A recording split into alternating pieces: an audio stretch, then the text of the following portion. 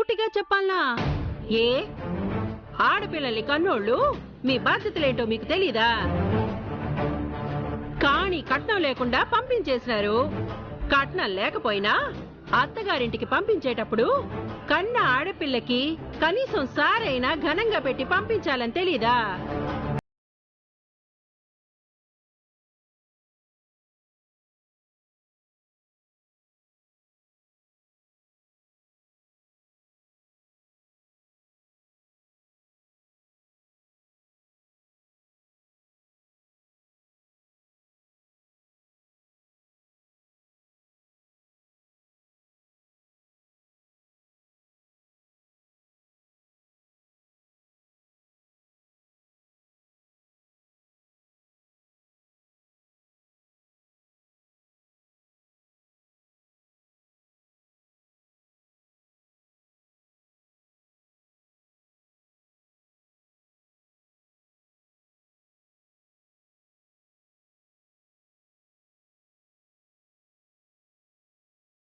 ఏమన్నా మా నెత్తినేసుకొని కొట్టుకుంటామా? కనీసం మీ కూతుళ్ళకు కూడా మీరు ఏం చేయలేకపోయారు. అవసరానికి మా కాడికి అప్పుకొచ్చేవాడు కూడా అప్పడిగేసి పోవడల్లా. కొత్త కోడళ్ళు సారిగా ఏం తెచ్చారు? ఇల్లంతా బోసిపోయింది అని మమ్మల్నే అడుగుతాండారు. ఇదొక బతికేనా? అత్త, నేను మా అక్క మీ కొడుకుల వెంటపడి వాళ్ళని బుట్టలో వేసుకుని ఈ ఇంటి కోడలం అయిపోలేదు. వాళ్ళు మా వెంటపడ్డారు. మేము ఇష్టపడ్డాం. పెళ్ళొద్దనుకున్నా జరిగింది. దాన్ని పట్టుకుని మా అమ్మ అప్ప అని ఇలా మాట్లాడడం ఏం బాగోలేదు. మీ నోటికి ఎంతొస్తే అంత మాట్లాడేస్తారా? గీత, మీరు ఊరుకోండప్ప. ఏ ఆడపిల్లల్ని కనేస్తే వాళ్ళంత చులకనైపోయారా? ఏ మీరు కూడా ఆడవాళ్లేగా, మీకు తెలీదా? ఏంది మే నోరు తెగ లేస్తా ఉంది? లేస్తది. మీరు మాట్లాడితే మాత్రం మాట, మేం మాట్లాడితే మాత్రం కాదా? గీత, నోర్మై. అది కాదప్పా. ఇంకొక మాట మాట్లాడావంటే బాగుండదు చెప్తాండా. అత్తగారిని ఎదిరించి మాట్లాడతావా నువ్వు? సారీ చెప్పు.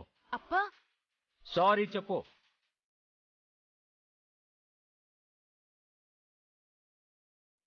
నీకే చెప్పేది, సారీ చెప్పు.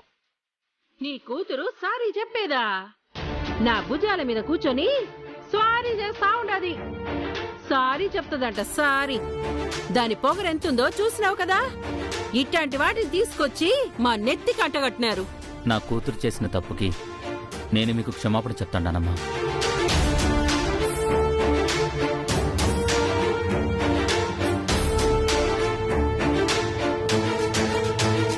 అప్పా, ఏంటిది? సారీ చెప్పు. మా మీద నీకు గౌరవం ఉంటే సారీ చెప్పు.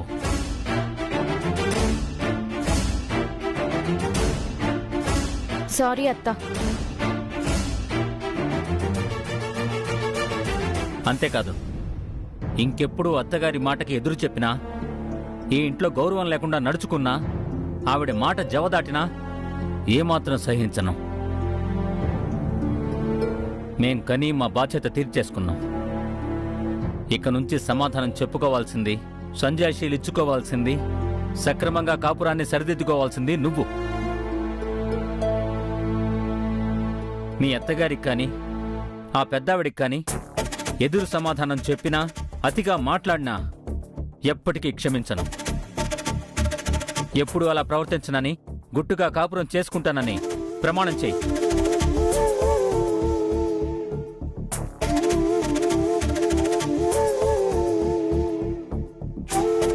చెప్పేది నీకే వినపడడం లేదా? ప్రమాణం చేయి. మీరు చెప్పినట్టే వింటానప్పా. అత్తగారికి ఎదురు సమాధానం చెప్పను, ఎదురు నిలబడను. ఇప్పుడు చెప్తది, మళ్ళీ దాని బుద్ధి చూపిస్తది. నా కూతురు ఏమాత్రం తప్పు చేసినా దండించే హక్కు, అధికారం మీకున్నాయి. మేం అడ్డురాం.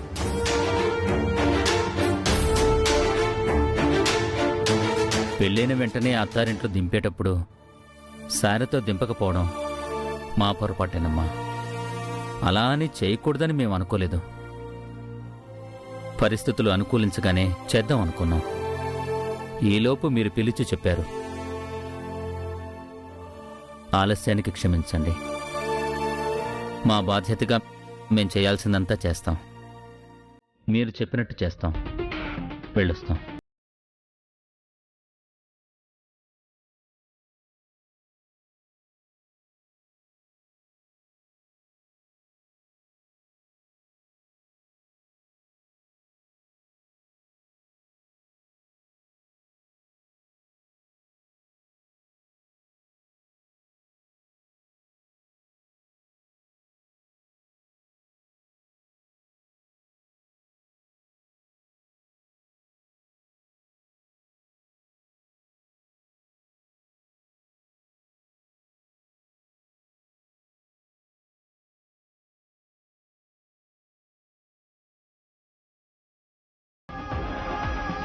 అసలు గీత ఏం తప్పు చేసిందని అత్తగారు పెట్టే ఆరళ్ళకి బలైపోతూ బానిసలాగా బ్రతకమంటారా అక్కడ? ఆవిడ మాటలు, ఆవిడ గొంతమ్మ కోరికలు, ఆవిడ దెప్పి పొడుపు మాటలు, అవమానించి మాట్లాడ్డాలు అవన్నీ కరెక్టా? దానికి ఎదిరించి ఆ పిల్ల మాట్లాడింది. దానికి మీరు చాలా తిట్టేశారు. కనకరత్నం దగ్గర అలా లేకపోతే బ్రతకలేదు అన్న విషయం అర్థం అవుతుందా మీకు? సెల్వి, ఇన్నాళ్ళు నా కూతుళ్ళు ఆ ఇంటి కోడళ్ళు అవ్వకూడదని ఎంతో పోరాడాను. అయినా విధి దాన్ని మీరి వాళ్ళని ఆ ఇంటి కోడళ్ళని చేసింది. ఇప్పుడు వాళ్ళు ఆ ఇంటి కోడళ్ళు అయిన తర్వాత రోజూ ఎదిరించి గొడవ పడుతూ అందరి మనశ్శాంతిని పాడు చేస్తూ, అసలు ఈ పెళ్ళే తప్పు, మనం ఈ ఇంట్లోనూ ఈ మనుషులతోనూ ఇమడలేము, మనకి బ్రతుకొద్దు అని మన కూతుళ్ళు నిర్ణయించుకొని ఆ వివాహ బంధాన్ని తెంపుకునే పరిస్థితికి వచ్చేయకూడదు. కొన్నాళ్లు ఓపిగ్గా ఉంటే అంతా సర్దుకుపోతుంది. ఓపిగ్గా ఉంటే సర్దుకుపోయే మనుషులా? కోడళ్ళని ప్రశాంతంగా ఉండనిచ్చే మనుషులా వాళ్ళు? అక్కడ గీతే కరెక్ట్. అది మీకు అర్థం కావడం లేదు. నువ్వు గీత గురించి మాత్రమే ఆలోచిస్తున్నావు. నేను పూరి గురించి కూడా ఆలోచిస్తున్నాను. గీత ధైర్యవంతురాలు, ఎలాగోలా నెట్టుకొచ్చేస్తది. కాని పూరి అమాయకురాలు. దాని మనసులోని బాధని, సంతోషాన్ని కూడా ఎవరితో చెప్పుకోదు. రేపు గీత మీదున్న కోపాన్ని కూడా పూరి మీద చూపిస్తే అది ఇంకా నలిగిపోతాది. మన ఇద్దరమ్మాయిల జీవితాలు బాగుండాలంటే గీత తగ్గి ఉండటమే కరెక్టు. ఏమో సామి, నాకు మాత్రం నా బిడ్డని వాళ్ల ముందే మీరు అలా మాట్లాడుతుంటే తట్టుకోలేకపోయాను. నీ బిడ్డల గురించి నీకెలా బాధుంటదో అదేవిధంగా కనకరత్నంకి కూడా తన కొడుకుల గురించి బాధుంటది. కనకరత్నం డబ్బు మనిషే కావచ్చు, కాని ఆవిడ కూడా కొడుకుల గురించి ఎన్నో అనుకునుంటది. వాళ్ళు ఆవిడ మాటని కాదని 3 కొడుకులు వాళ్ల ఇష్టానికి పెళ్లి చేసుకున్నారు. ఆవిడ కోరుకున్నట్టు కట్న కానుకలు కూడా తీసుకురాలేకపోయారు. తప్పు మనవైపు కూడా ఉన్నప్పుడు అవతల వాళ్ళని మాత్రమే అని ప్రయోజనం ఏముంది సెల్వి? మనమే అన్నీ సర్దుబాటు చేసుకోవాలి. ఇప్పుడు ఆవిడ కనీసం సారి కూడా పెట్టలేదని అన్నన్ని మాటలనింది. దానికేం చేస్తాం సామి? ఏదో ఒకటి చేయాలి కదా. ఇప్పుడు మన దగ్గర అన్ని డబ్బులు ఎక్కడున్నాయి? మన పిల్లలు మనం కనకరత్నం దగ్గర తలదించుకుని బతకడం కంటే ఎక్కడో ఒకచోట తల తాకట్టు పెట్టైనా పిల్లలకి మనం పెట్టాల్సిన సారి పెట్టి వాళ్ళకి పంపించాల్సిన సారి పంపించాలి. చూద్దాం, సమస్యలిచ్చిన దేవుడు పరిష్కారం చూపించకపోతాడా?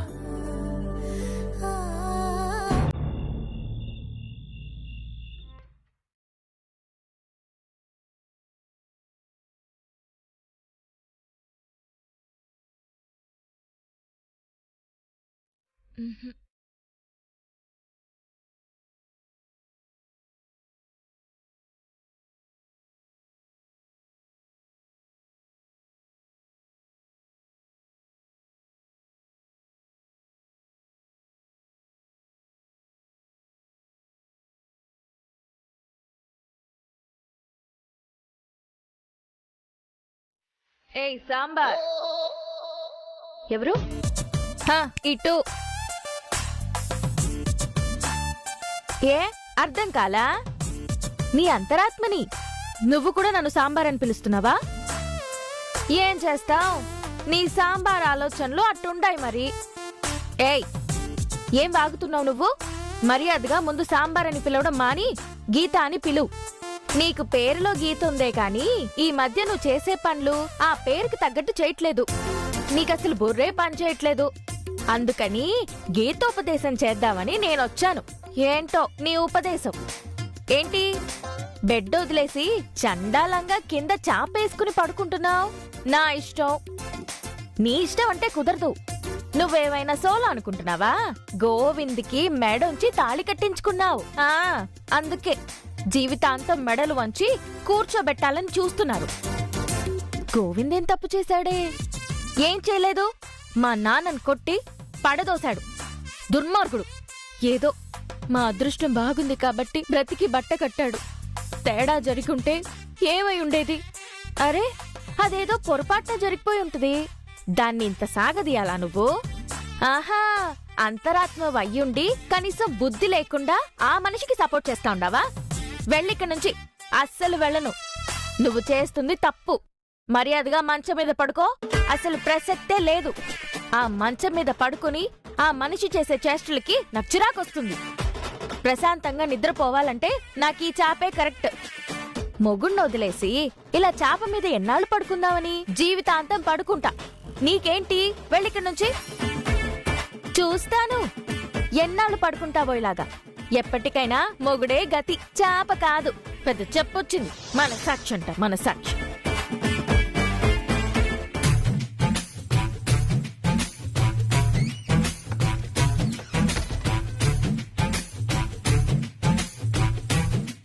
అంత ఓవర్ యాక్షన్ పనికిరాదు. ఏయ్, ఓవర్ యాక్షన్ గీవర్ యాక్షన్ అన్నా అంటే బాగుండదు చెప్తున్నా. మరి నువ్వు చేసేదేంది? నువ్వు కింద పడుకునుంటే నేను రాచి రంపన పెడుతున్నాను అందరికీ తెలియాలనా? అసలు వీళ్ళు రాత్రిపూట మొగుళ్ళకి ఏమేం నూరిపోస్తున్నారో తెలుసుకోవాలా. గోవింద్ గాన్ని లైన్లో పెడితే గాని దాన్ని అటువైపు నుంచి నరుకు రాలేవు. మొగుడు పెళ్ళాలు రాత్రిపూట ఏం మాట్లాడుకుంటున్నారో విందాం.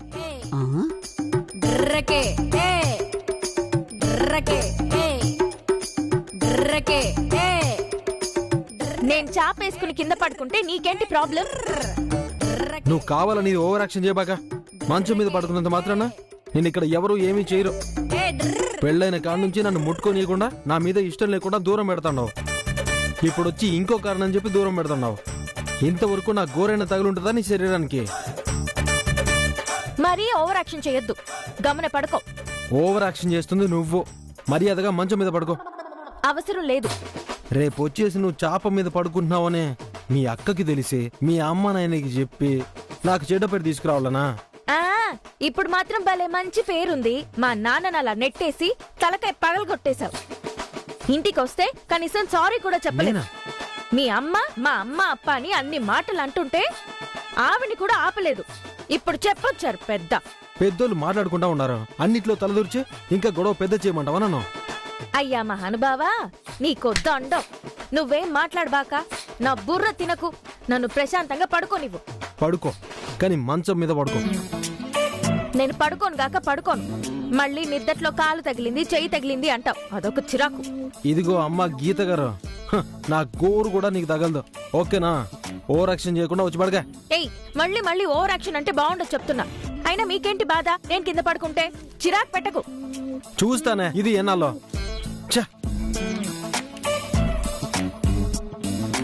అమ్మయ్యా, పెళ్ళైన కాడ్నుంచి వీళ్ళింతవరకు భార్యాభర్తలుగా కలిసి ఉండలేదన్నమాట. దేవుడా, ఎంత శుభవార్త తెలియజేసినావయ్యా.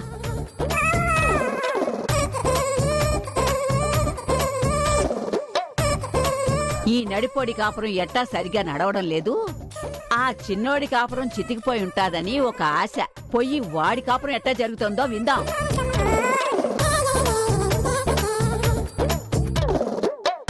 పూరి నా బుజ్జి కదా, నా బంగారం కదా, ఇట్ట ఉండబాకబ్బా. అబ్బబ్బబ్బబ్బా, ఏం ముద్దు చేస్తా ఉండావురా గాడ్డి కొడక. ఇట్లా మాట్లాడే దాన్ని బుట్లో పడేసినట్టుండావు. నువ్వు మాట్లాడి బుట్లో పడేసావో అది బుట్టలో పడేసిందోలే. పూరి ఇప్పుడు ఏమైందన్నట్టుండో? వదలండి, నా వల్లే ఈ ప్రాబ్లమ్స్ అన్నీ. నీ వల్ల ప్రాబ్లమ్స్ ఏంది? అవును, అటు అత్త మిమ్మల్నే తిడుతుంది.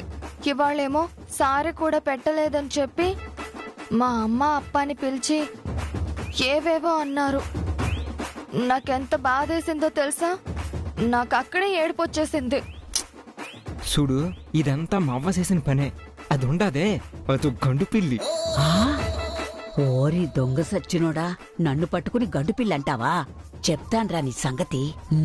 ఏ పెద్దవిడ ఎందుకు అలా అంటారు? నువ్వు మాట్లాడొద్దన్నావంటే నేను ఇంకా మాట్లాడతాను. అసలు ముసల్దాన్ని మామూలుగా కాదు, ముసిగేసే దొంగను కొట్టినట్టు, క్యారెట్ని కొట్టినట్టు కొట్టాలి నీ ముసలి. అరే అలా తిట్టబాకండి. నువ్వు తిట్టొద్దంటే నాకు ఇంకా తిట్టాలనిపిస్తా ఉంటదే. ప్లీజ్ వద్దు, తిట్టొద్దు. ఇదొక దొంగ సచ్చింది. తిట్టద్దు తిట్టద్దు అంటూనే తిట్టిస్తుంది. అబ్బా చాలింకా. నీకు తెలదపూరే, ముసల్ది మామూలుది కాదు. విషం బాటిల్కే సీర రైక కడితే అచ్చమ్మ అవ్వనట్టే ఉంటదే. బా ఊరికే ఎందుకు ఆవిడ అలా తిట్టడం? వదిలే. ఇదంతా మన తలరాత. తలరాత కాదు, పాడు కాదు. ఈ రాతలన్నీ మా అవ్వవే. అసలు మా అమ్మ బుర్రను సరిగొట్టేది మొత్తం ముసల్దే. లేనిపోయిన ఐడియాలు ఇచ్చే మా అమ్మ బుర్ర తిని ఇదంతా చేస్తా ఉండదే. లేకపోతే మా అమ్మ ఎట్లాంటి పనులన్నీ చేసేది కాదు. దొంగ వెదవ, అమ్మని మాత్రం వెనకేసుకొచ్చి నన్ను నానా బూతులు తిడుతున్నాడు. అసలు నాకు వచ్చే కోపానికే మా అవ్వకి ఏ పాయసంలోనో ఏ జ్యూస్లోనో ఇంత విషం పోసి కలిపి తాగించేయాలని ఉండదే. ఏదో ఒక పూట చేత నాపని కూడా. అమ్మో, అన్నంత పనే చేస్తాడు దొంగ సచ్చినోడు. వీడి మాటలు వింటుంటేనే ఇప్పుడే భయం వేస్తుంది. అమ్మో, ఇంకా వీడి మాటలు వినకూడదు. వదిలేయండి మీరు. అసలు ఆ మాటకొస్తే నా వల్ల నీకు అన్ని ఇబ్బందులు. మీ వల్ల ఏముంది? అవును, ప్రేమ పేరుతోటి నేను బాధ పెట్టి బలవంతం పెట్టి పెళ్లి చేసుకుని ఈ ఇంటికి తీసుకొచ్చినాను. ఇక్కడ చూస్తే మేమేమో శాతగాని వాళ్ళగా చేతులు ముడుచుకుని కూర్చోవలసి వస్తుండదు. నువ్వు ఇబ్బంది పడుతున్నావు, మీ అమ్మ నాయన మాట పడుతూ ఉన్నారు. ఏం చేయాలో తెల్ల. నువ్వు మాత్రం ధైర్యంగా ఉండు. కొంచెం సర్దుకుపో, మెల్లగా అన్నీ సెటరేట్ అవుతాయి.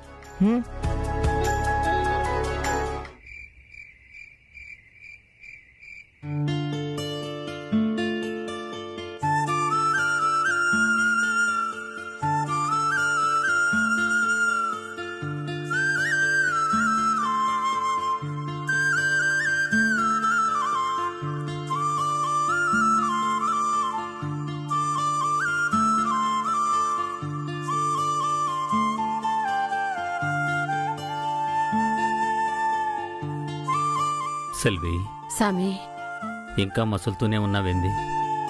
నిద్రపోలా? గుండెల నిండా దిగులుంటే నిద్రెట్లా పడుతుంది సామి? లేనిపోని ఆలోచనలు పెట్టుకోకుండా నిద్రపో సెల్వి, ఆరోగ్యం పాడైతది. కళ్ళు మూసుకున్న ఆలోచనలు ఆగడం లేదు సామి. నువ్వు నిద్రపోలేదా? ఆడపిల్ల తండ్రికి బిడ్డని గుండెల మీద మోసి నిద్రపుచ్చేటప్పుడు ఉండే తృప్తి, సంతోషం ఓ ఇంటికి కోడలిగా పంపించేసిన తరువాత గుండెల మీద భారం దించేసుకున్నాం అనుకుంటాం, కానీ బాధ్యతలు మాత్రం ఊపిరున్నంత వరకు మోయాల్సి వస్తుందని ఇప్పుడిప్పుడే అర్థమవుతుంది.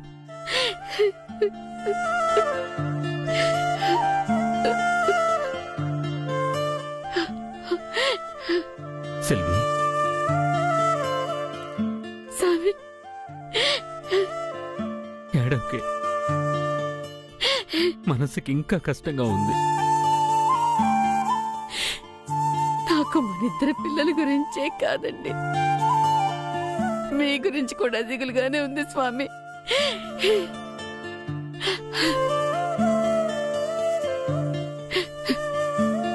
ఇప్పుడు వాళ్ళకి మాటిచ్చిన ప్రకారం ఇద్దరు ఆడపిల్లలకి సారె పెట్టి పంపించడానికి ఏం చేస్తాం?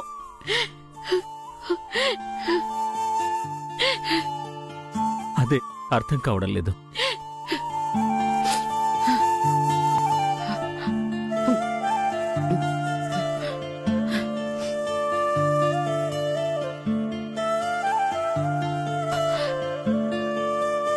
సెల్వి, ఎక్కడికి?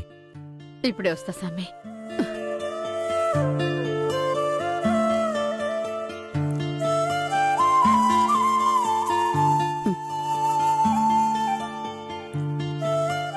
సామి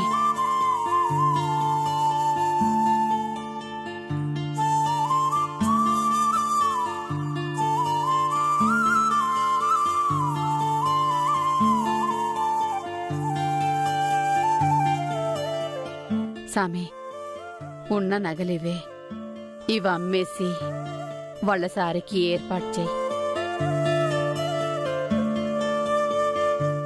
ఇవి సరిపోవా సామి? ఒక్క నిమిషం. సెల్వి, ఏం చేస్తున్నావు? ఈ ముక్కు పుడుకు కూడా తీసిచ్చేస్తాను సామి. వద్దు సెల్వి, నీకు ముక్కు పొడుకంటే చాలా ఇష్టం. ఉన్న నగ నట్రా అంతా ఇచ్చేసి నీకిష్టమైన ఆ ముక్కు పుడక కూడా తీసిచ్చేస్తే నిన్నలా చూస్తూ ఉండలేను. వద్దు. రేపు పోయినప్పుడు పడుకోబెట్టి మట్టేసే ముందు వేసిమెత్తు బంగారం కూడా ఈ వంటి మీద ఉంచరు సామి. ఇప్పుడే బంగారం ఏం చేసుకుంటాం? నేను బ్రతికినంత కాలం మీరు కట్టిన ఈ సూత్రం మెళ్ళో ఉంటుంది. నాకది చాలు సామి.